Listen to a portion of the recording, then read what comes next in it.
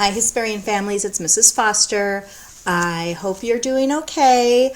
I am going to read a book by my favorite author. Now, if you have been in my class, you know who this is. So I am going to read Purple, Green, and Yellow, written by Robert Munsch.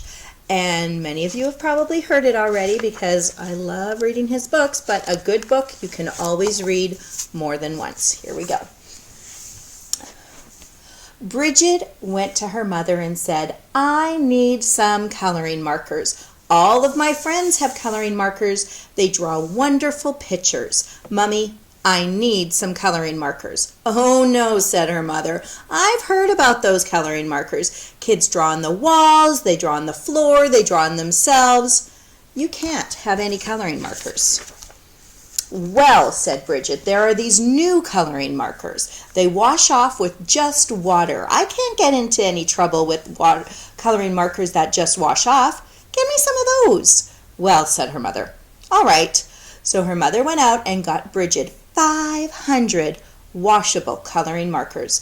Bridget went up to her room and she drew wonderful pictures. She drew lemons that were yellower than lemons. She drew roses that were redder than roses, and oranges that were oranger than oranges. Her mother was amazed. She said, "Wow, my kid is an artist." But after a week, Bridget got bored. She went to her mother and said, "Mom, did I draw on the walls?" "No," said her mother. "Did I draw on the floor?" "No," said her mother. "Did I draw on myself?" "No," said her mother. "Well," said Bridget, "I didn't get into any trouble, and I need some new coloring markers. All of my friends have them. Mummy, they are coloring markers that smell. They have ones that smell like roses and lemons and oranges, and even ones that smell like cow plops. Mom, they have coloring markers that smell like anything you want. Mom, I need those coloring markers." Her mother went out and got 500 coloring markers that smelled. Then Bridget went upstairs and she drew pictures. She drew lemons that smelled like lemons, roses that smelled like roses, oranges that smelled like oranges, and cow plops that smelled like cow plops. Her mother said, "Wow, my kid is an artist." But after a week, Bridget got bored. She said, "Mom, did I draw on the floor?" "No," said her mother. "Did I draw on the walls?" "No," said her mother. "Did I draw on myself?" "No," said her mother. "Well," said Bridget, "I need some new coloring markers. These are the best kind. All of my friends have them. They are super indelible, never come off until you're dead, and maybe even later coloring markers. Mom, I need them." So her mother went out and got her 500 super indelible, never come off until you're dead, and maybe even later coloring markers.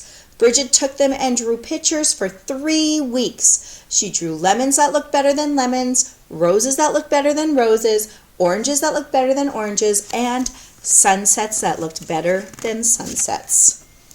And then she got bored. She said, "I'm tired of drawing on paper. I'm not going to draw on the walls, I'm not going to draw on the floor, I'm not going to draw on myself, but everyone knows it's okay to color your fingernails."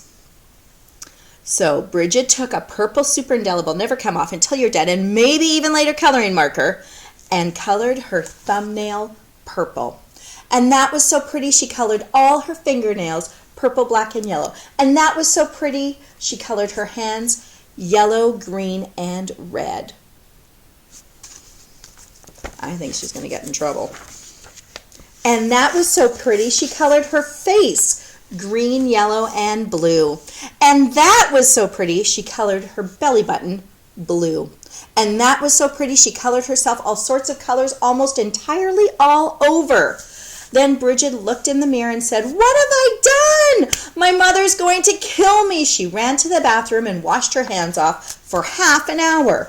Nothing came off. Her hands still looked like a mixed up rainbow. Then she had a wonderful idea.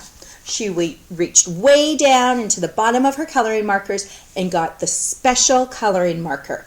It was the same color that she was. She took that marker and colored herself all over until she looked her regular color again.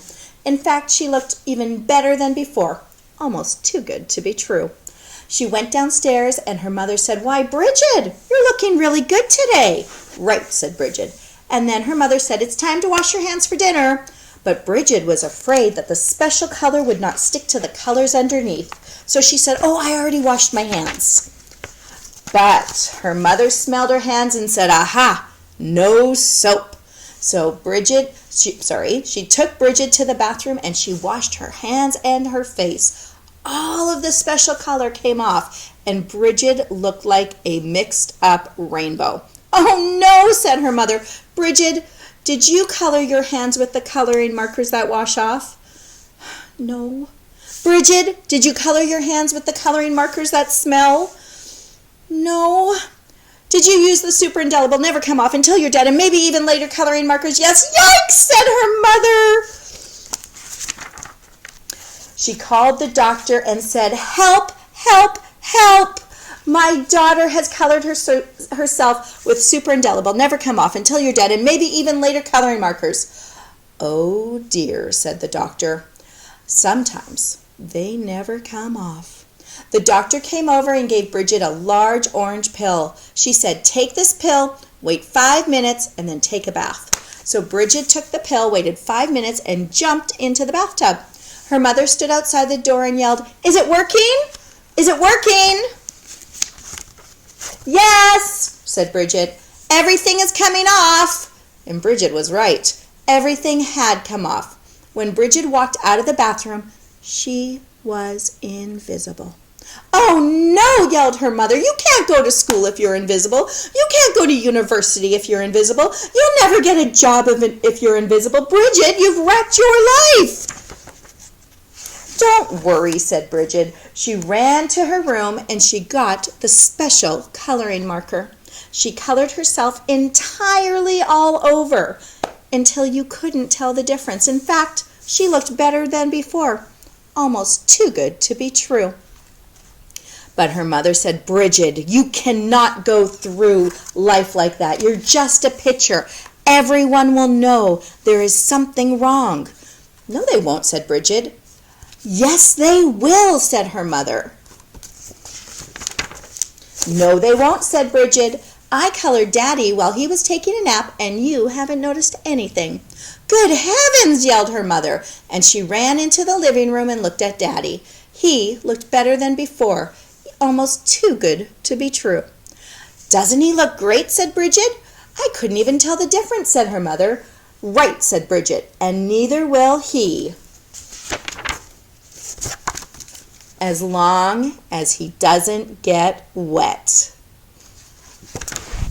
All right, so I hope to read another story soon.